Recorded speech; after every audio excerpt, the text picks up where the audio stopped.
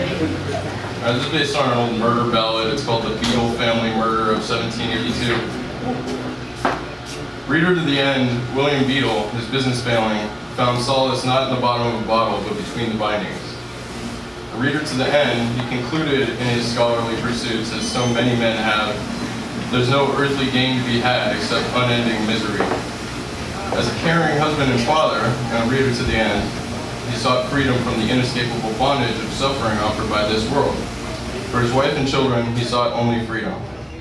He drugged them one night before bed when they had all drifted off. A reader to the end, he calmly laid down his book and picked up his knife. When the gingham sheets were soaked, his family's liberty assured, he breathed a sigh of relief, and, a reader to the end, he uttered to himself, in the land of the blind, the one-eyed man is king, and shot himself in the face.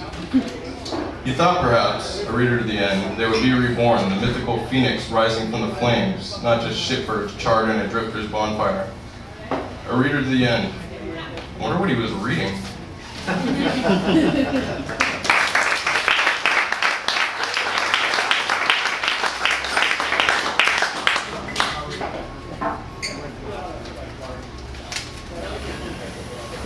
Alright, this one's called Suspension. 29 years old at a barely converted industrial warehouse in Oakland, California, perversely called the Oakland Metropolitan Opera House. In darkness, except for the lights from the stage that elaborately hung galaxy in the ceiling, and a rented bunny suit, really. I sat in a rickety, unfinished wooden chair, somehow feeling less ridiculous than all these other grown people in their shiny blacks and elaborate eyeliner. On the cabaret table in front of me sits a plastic bag filled with organic carrot rinds. Tomorrow I will shape carrot orange, as the ashtray on my desk at home is filled with cigarette butts. The woman I intended to marry got married this past weekend. The woman I love is God knows where, can't be bothered. Who can blame her? The woman with whom things are currently imploding is hanging, quite literally, from hooks through her back and knees on the stage in front of me. How, oh how did I get here?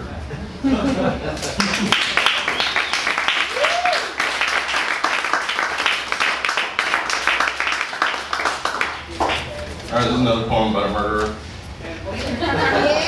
A portrait of child murderer Albert Fish, it's called. Old man, three-piece suit, seated. I tell the nice folks that come over that it's Sigmund Freud in the portrait. Nobody ever questions this, though Freud had a full beard. His hand to his forehead as though repentant. This is artistic license. Fish went to the electric chair laughing. Short as the first one out with the 29 sewing needles lodged in the flesh between his balls and his asshole. Laughed at the executioners even then, this sick fuck. You can't see this in the portrait, of course, the needles, but I've seen the x-rays. So rare that deep down, evil comes this fucking unsympathetic.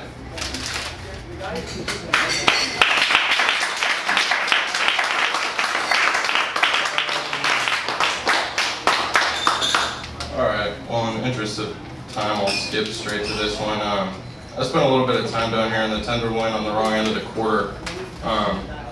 So since this is the Tenderloin Reading Series, I wrote this last week in my garage on a piece of cardboard.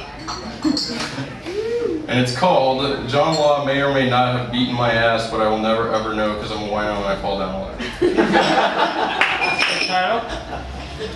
Getting out of jail is a lot like walking out of a movie theater into daylight. Your whole body squints like those pinky mice that sell at the pet store to feed to snakes. I vaguely remember that they kicked me out of the makeshift detox on Fell Street for street drunks. 10 mattresses covered in plastic and a blood pressure machine in an abandoned office lobby at 6 in the morning.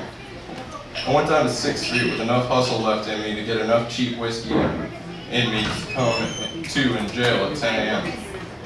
I woke up behind glass as though someone had put a zoo exhibit in a modern office. The other side was all cubicles, tiny desks with computers and in-out boxes piled high. My side was barren, not even a bench. The smooth cement floor gently sloped toward a drain in the center of the cell, I guess so they could hose me down easily if need be. The only decoration was a small tile partition, barely concealing the toilet. That futuristic, primitive toilet, all stainless steel, no seat.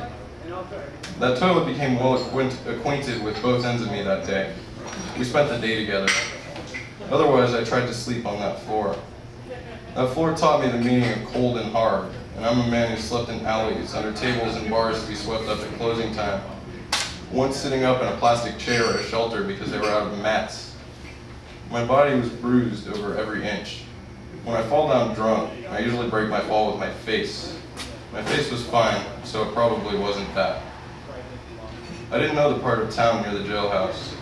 After 4 hours of wandering the streets, I found myself at the fucking McDonald's right next to the jail. I could have sworn I heard laughing. I called my mother Colette, but she cried and cried, said she couldn't help me out, she just couldn't. I somehow hitched a ride. 10 hours and 30 miles later, I got to my father's house.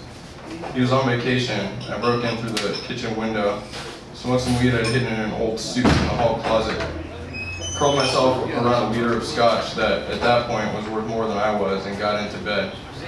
It was the most comfortable fucking bed I'd ever been in. It really was. More comfortable than all those plush beds of all those sweet, pretty women to whom I'd left nothing to remember me by but the fresh tattoo ink I'd sweated on their fancy sheets.